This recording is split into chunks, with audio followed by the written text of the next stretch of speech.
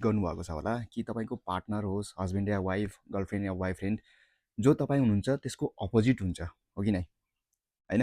तर हाम्रो पिक्चरहरू, मुभीहरूमा चाहिँ के देखाउँछ कि जो आफ्नो पार्टनर हुन्छ एकदम सेम थट्सको हुन्छ, सेम जो आफूलाई जो मनपर्छ त्यही उसलाई मनपर्छ होइन? उसलाई देख्ने बित्तिकै दिलमा गिटार बज्छ यो, अनि हामी त्यही सुनेर त्यही देखेर हामी ठुलो भइरहेको हुन्छ अनि हामी त्यही खोज्छौँ। हो मेरो पार्टनर म जस्तै छैन, मेरो जस्तो सेम थट छैन उसको र उसको, मेरो अलग अलग छ।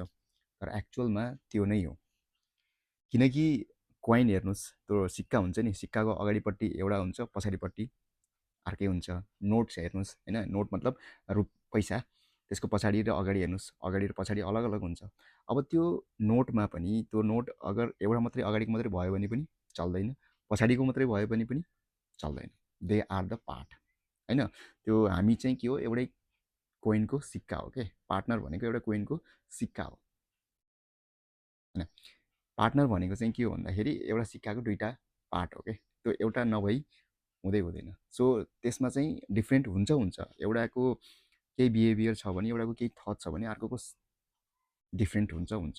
केही कुरा सेम हुनसक्छ, कुनै कुरा सेम पनि हुन्छ नि त अगाडि पछाडि पनि होइन, तपाईँले चेक गर्न सक्नुहुन्छ।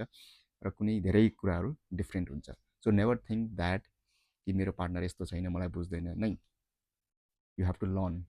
केही कुरा तपाईँले उसँग सिक्नु छ र केही कुरा तपाईँले उसले चाहिँ तपाईँबाट सिक्नु छ। So just think that yes we are both made for each other.